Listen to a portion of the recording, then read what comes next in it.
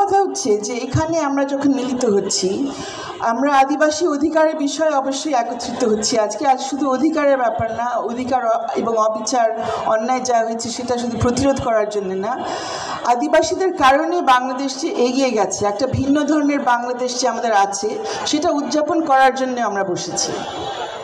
কিন্তু এই উদযাপনের মধ্যে আমরা দেখছি যে অনেকে আজকে নেই এখানে। এই কথাগুলো বারবার বলা হয়েছে, আমার হয়তো পুনরাবৃত্তি করার দরকার নেই, তারপরেও করছি যে এই মুহূর্তে যারা সরকারে আছেন তাদের মধ্যে অনেকে কিন্তু অধিকার কর্মী, পরিবেশ নিয়ে কাজ করেন, মানবাধিকার নিয়ে কাজ করে আসছেন অনেক বছর ধরে। খালি এক বছর ধরে তা তো না, অনেক বছর ধরে তাদের এই অবদান। কিন্তু আজকে আমরা তাদেরকে এখানে পাচ্ছি না, সেটা সবাই বলেছেন। কিন্তু তাদের থেকে অন্তত একটা বক্তব্য, একটা সংহতি প্রকাশ, এটা হয়তো আমরা আশা করতে পারতাম। এবং বক্তব্যের মধ্যে আমরা এই কথাগুলো হয়তো আশা করতে পারতাম যে আদিবাসীদের কারণে কী ধরনের পরিবর্তন বাংলাদেশে হয়েছে, কিভাবে বিভিন্ন আন্দোলন সফল হয়েছে, অধিকার আন্দোলন কিভাবে সফল হয়েছে। গত বছরে আমরা দেখেছি জুলাই আন্দোলনের মধ্যেও কিন্তু অনেক আদিবাসীরা ছিলেন, নারী পুরুষ নির্বিশেষে। জুলাই আন্দোলনের পরে অগস্টে, সেই 5ই অগস্টের পরের দিনই আমরা যে দেখলাম যে মাইকেল চাকমা ফিরে আসলো। যেই মাইকেল চাকমা শুধু আদিবাসী অধিকার নিয়ে কাজ করেননি, শ্রমিকের অধিকার নিয়ে কাজ করেছেন, মানবাধিকার নিয়ে কাজ করেছেন। সেই মাইকেল চাকমা গুম হওয়া অবস্থায় ছিলেন এত বছর ধরে। আদিবাসীরা ছাড়া অআদিবাসীরাও তার কথা বলেছে এতদিন ধরে। ভিন্ন মতাদর্শের যে অআদিবাসী বাঙালিরা, তারাও মাইকেল চাকমার কথা বলে এসছে। কিন্তু তাদের সাথে আমরা কতদূর একাত্মতা প্রকাশ করছি, তার কথা আজকেও শোনা উচিত ছিল যে তারা কী ধরনের অত্যাচারের মধ্য দিয়ে গেছে গুমের শিকার হওয়ার কারণে, এবং তার বিচার যাতে হয় সেটাও বোধহয় আমরা আমাদের এই দাবিনামাগুলোর মধ্যে আনতে পারি। এখানে আমরা বলছি, ঢালাওভাবে বলছি, আদিবাসীদের সম্পর্কিত, আদিবাসীদের উপর সকল নিপীড়ন নির্যাতন বন্ধ করা সহ সকল মিথ্যা মামলা অবিলম্বে প্রত্যাহার করতে হবে। আমার দাবি হচ্ছে এটা আমরা যেন আরও সুনির্দিষ্ট করি। এখানে আমরা গুমের ঘটনা যেন আনি, এখানে আমরা বিচার বহির্ভূত হত্যাকাণ্ডের ঘটনা যেন আনি। অনেক ঘটনার এখন তালিকা করা হচ্ছে, কোথায় কোথায় অন্যায় অবিচার এত বছর ধরে হয়েছে। আমরা বাংলাদেশের সমতলে যা যা হয়েছে সেখানে বাঙালিদের উপরে, বাঙালি মুসলমানদের উপরে, বাঙালি হিন্দুদের উপরেও কীরকম আক্রমণ বিভিন্ন সময় হয়েছে সেটা আসছে। আদিবাসী জনগোষ্ঠী যারা, সেই তালিকার মধ্যে কিন্তু তাদের নাম দেখছি না। পিরেন স্নালের ঘটনা অনেকের মনে আছে, অ্যালফ্রেড শরেনের ঘটনা অনেকের নতুন প্রজন্মের হয়তো অনেকে জানেন না, আপনাদেরকে মনে করিয়ে দেওয়া আমাদেরই দায়িত্ব। চলে শ্রীশীল, 1/11-এর সময় যিনি নির্যাতনের শিকার হয়ে যিনি মৃত্যুবরণ করেন, ওনার জন্য তদন্ত কমিশন বসানো হলো, পরবর্তীতে আর কোনো বিচার কিন্তু হলো না। আরও আগে চলে যাই 90-এর দশকে, যেখানে আজকে নতুন প্রজন্মের আপনারা যারা আছেন তখন আপনাদের জন্ম হয়নি, কিন্তু আপনারা মনে রেখেছেন কল্পনা চাকমার কথা। আপনার এই ইউনিভার্সিটির দেয়ালে দেয়ালে কিন্তু কল্পনা চাকমার নাম লেখা হয়েছে। একটা সময় ছিল গত সরকারের আমলে, যখন আমরা দেখতাম এই দেয়ালগুলোতে কিছু লেখা যেত না, খালি সেখানে আপনার ছাত্রলীগের সুন্দর অক্ষরে লেখা বিভিন্ন সরকার পক্ষের বিভিন্ন স্লোগান, উন্নয়ন ইত্যাদি ইত্যাদি। এবং এই দিকে জগন্নাথ হলের পেছনে দুটা দেয়ালে দেখতাম তারপরেও কিছু কিছু প্রতিবাদী স্লোগান থাকতো, টিএসসির এক কোনায় এবং এই কোনায়। এবং সেই প্রতিবাদী স্লোগানে আদিবাসী অধিকারের কথা কিন্তু প্রায়শই বলা থাকতো। কল্পনা চাকমার কথা ওই সময়েও কোথাও কোথাও অল্প করে লেখা হয়েছে। জুলাইয়ের পরে কি আমরা দেখলাম, এটা শুধু ইউনিভার্সিটির এই দুইটা দেয়ালে থাকলো না, সারা দেশ জুড়ে চলে গেছে। বিভিন্ন জেলায় এখন গেলে, এখন পর্যন্ত যেখানে মুছে ফেলা হয়নি, এখনও গ্রাফিটি দেখলে দেখবেন কল্পনা চাকমার কথা বলা আছে। আমার আবেদন হচ্ছে এখানে কল্পনা চাকমার কথা থাকুক, যতক্ষণ না পর্যন্ত আমরা বিচার পাই। বিচার তো দূরের কথা, তদন্ত যতক্ষণ পর্যন্ত শেষ না হয়, বিচার যতক্ষণ পর্যন্ত শেষ না হয়, তারপরেও আমরা কল্পনা চাকমার কথা যেন মনে রাখি। কিন্তু কল্পনার পরেও যারা যারা এসছেন, যারা আন্দোলন করে গেছেন আদিবাসী অধিকারের জন্য সমতলে এবং পাহাড়ে, যারা এখনও আন্দোলন করে যাচ্ছেন, কিন্তু এখনও অনেকে যারা দেশেও ফিরতে পারছেন না। আমরা দেখলাম জুলাইয়ের পরে কত মানুষ দেশে ফিরতে পেরেছে, যারা পারে নাই, থাকতে পারেনি হাজার মামলার শিকার হওয়ার কারণে। কিন্তু পাহাড়ে যারা এই ধরনের আন্দোলন করেছেন, অধিকার আন্দোলন করে এসেছেন, তাদের অনেকের নামে এখন পর্যন্ত মিথ্যা মামলা, হত্যা মামলা, বিভিন্ন ধরনের ভয়াবহ মামলা দেওয়া আছে, ওনারা ফিরতেও পারছেন না, ওনাদের আবেদন কেউ চাওয়ার জন্য কোনো ধরনের উদ্যোগ নিচ্ছে না।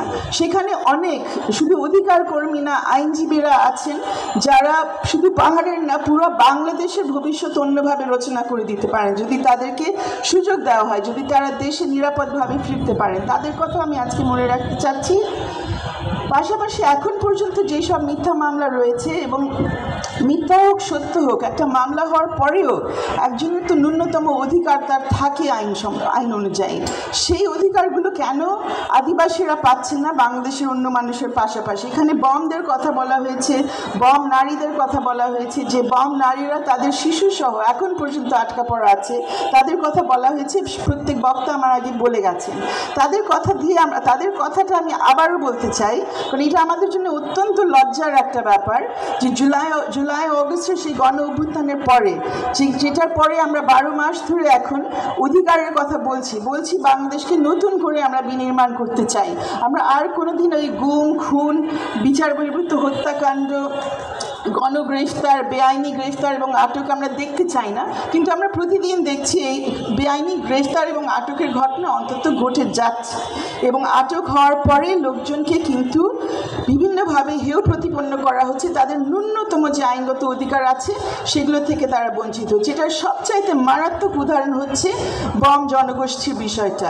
বম জনগোষ্ঠীর যারা এখন পর্যন্ত আটক অবস্থায় আছেন, তাদের বিরুদ্ধে গুরুতর অনেক ধরনের অপরাধের অভিযোগ আনা হয়েছে। বিশেষ ক্ষমতা আইনের অভিযোগ সেখানে আছে, তাদের মামলাগুলো করা হয়েছে। আপনার সন্ত্রাস নিরোধ আইনে মামলা করা হয়েছে, বিস্ফোরক আইনে মামলা করা হয়েছে। যত কঠিন সব মামলাগুলো, কোনো মামলার ভিত্তি থাকতেও পারে, না থাকতে পারে, সেটা কিন্তু বিষয় না। একটা মামলা হওয়ার পরে যে ন্যূনতম অধিকার তাদের পাওয়ার কথা ছিল সেটা অতীতে তারা পায়নি। তারা আটক হয়েছে সব জুলাই 2024-এর আগে, কিন্তু খেয়াল করবেন 2024-এর পরে দেখেছেন নানান ধরনের মানুষ সেখানে জামিন পেয়েছেন, অনেকে ন্যায়ভাবে, কেউ হয়তো অন্যায়ভাবে। কিন্তু জামিন পাওয়ার সময় একটা যুক্তি আমরা অনেক সময় বারবার শুনেছি যে এদের বিরুদ্ধে তো আসলে অনেক সময় ধরে তাদেরকে বিনা বিচারে আটক রাখা হয়েছিল, মামলার তেমন কোনো অগ্রগতি হয়নি, সেই জন্য তারা এখন জামিনে ছাড়া পাচ্ছেন, বিচার তো চলবে। তো এই একই যুক্তি কেন বমদের ক্ষেত্রে খাটায় না? এই যুক্তি খাটাচ্ছে অন্যান্য ব্যক্তিদের ক্ষেত্রে যাদের বিরুদ্ধে সন্ত্রাস দমন আইনের মামলা আছে, যাদের বিরুদ্ধে বিস্ফোরক আইনের মামলা আছে, কিন্তু বমদের ক্ষেত্রে এটা কেন প্রযোজ্য করা হচ্ছে না? কেন এই সরকার মনে করছেন না যে এই ক্ষেত্রে তাদের বিশেষ একটি উদ্যোগ নেওয়া উচিত? এই মামলাগুলো প্রথমত প্রত্যাহারযোগ্য কিনা সেটা তারা দেখুক। যদি প্রত্যাহারযোগ্য যদি না হয়ে থাকে তাহলে তারা আইন অনুযায়ী ন্যূনতম যেসব অধিকার তারা দিতে বাধ্য সেটা তারা কেন দিচ্ছে না?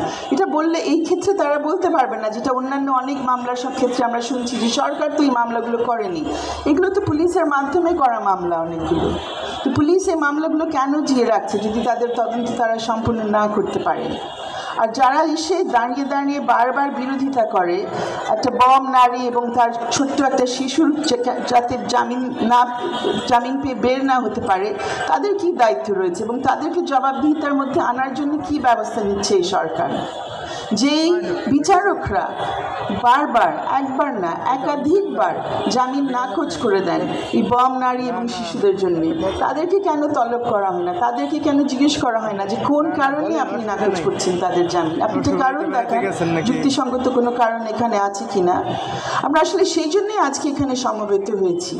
একদিকে যেটা বললাম, অবশ্যই উদযাপন করার জন্য যে আদিবাসীরা বাংলাদেশে আছেন এবং থাকবেন, এবং আদিবাসী বাংলাদেশে থাকার কারণে বাংলাদেশ কিন্তু একটা বৈচিত্র্যময় দেশ।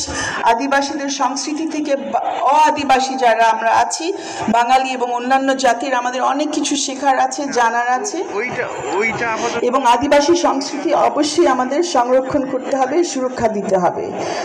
তো অবশ্যই উদযাপন একটি বড় লক্ষ্য আজকে সমবেত হওয়ার। কিন্তু আরেকটি হচ্ছে আমাদের সংখ্যা যাই হোক না কেন, যে আমরা যত জোর গলায় পারি আমাদের আওয়াজগুলো তুলতে হবে। যেভাবে এই নতুন প্রজন্মের আদিবাসী ছেলেমেয়েরা আমাদেরকে দেখিয়েছে যে তারা খুব কঠিন পরিস্থিতির মধ্যে আন্দোলনে নেমেছিল, এবং তারাই কিন্তু সবার চেয়ে জোরে সেই জোরে জোরে সেই স্লোগান দিয়েছে যে বৈষম্য নিরসন যাতে হয়, সবার জন্য যাতে সমান অধিকারের ব্যবস্থা হয়, যেখানে যেখানে যার যার জন্য যে অধিকার নিশ্চিত করা দরকার সেই অধিকার সেভাবে যেন নিশ্চিত করা হয়।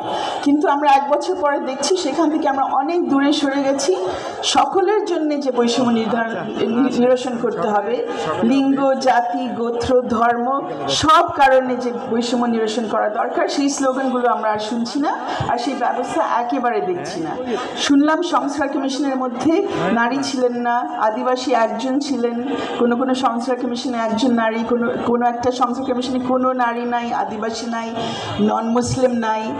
এখন যেভাবে আমাদের জন্য সিদ্ধান্ত নেওয়া হচ্ছে কনসেনসাস কমিশনে, সেখানে নারী তো নাই, যদিও বারবার বলা হয়েছে যে কেন নারীরা থাকছে না। অন্তত পক্ষে নারী কমিশনের সদস্যত্ব আপনি রাখবেন, আর সবাইকে ফেলে দিলেন, আর মনে করলেন আর কাউকে আপনার গণ্য করা দরকার নাই। নারী